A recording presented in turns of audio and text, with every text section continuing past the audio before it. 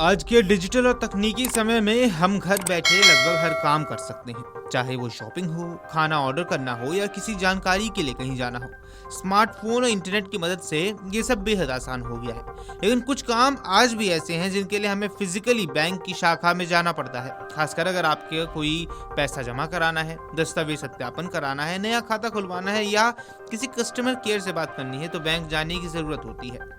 लेकिन अगर आप आज 27 जनवरी 2026 को किसी बैंक में जाने की सोच रहे हैं तो उससे पहले ये जान लेना बहुत जरूरी है कि क्या बैंक खुलेंगे या आज बैंक बंद रहने वाले हैं, क्योंकि आज देश के कई इलाकों में बैंक शाखाएं बंद रहेंगी।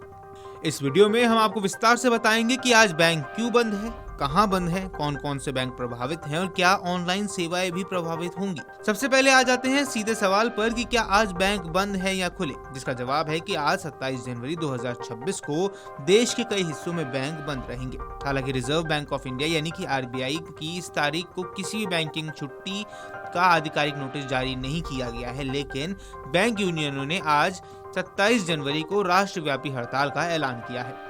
इस हड़ताल की वजह से देश के कई शहरों में सरकारी और सार्वजनिक क्षेत्र की बैंक शाखाएं बंद रहेंगी। सरल शब्दों में सरकारी आदेश से छुट्टी नहीं है, लेकिन बैंक कर्मचारियों की हड़ताल के कारण शाखाएं प्रभावित हो सकती हैं।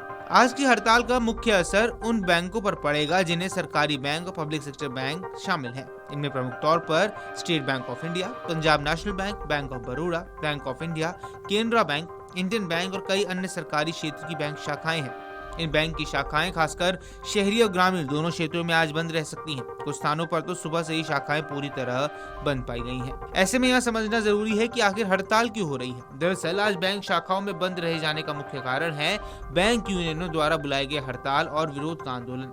अब बैंक कर्मचारियों की मुख्य मांग है कि उन्हें सरकार से 5 डे वर्क वीक यानी कि सप्ताह में 5 दिन काम और 2 दिन की पूर्ण छुट्टी सुनिश्चित की जाए। वर्तमान में अधिकांश बैंकों में सामान्य तौर पर सोमवार से शनिवार तक हफ्ते में कुल 6 कार्य दिवस होते हैं। सिर्फ रविवार को छुट्टी मिलती है और दूसरे और चौथे शनिवार को भी छुट्टी मिलती है।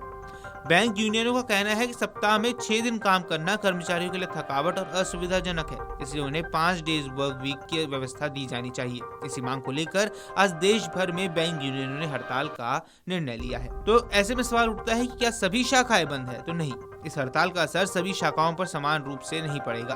कुछ जगहों पर शाखाएं खुली भी मिल सकती हैं, खासकर उन स्थानों पर जहां कर्मचारियों की कमी नहीं है, जब बैंकिंग सेवा की तत्काल आवश्यकता है या जहां हड़ताल का असर कम रहा। लेकिन बहुत से शहरों और इलाकों में बैंक कर्मचारी हड़ताल में शामिल होने के कारण शाखाएं बंद रख सकते हैं और ग्राहक आने जाने पर बैंक कर्मियों से सेवाएं नहीं मिल सकती है।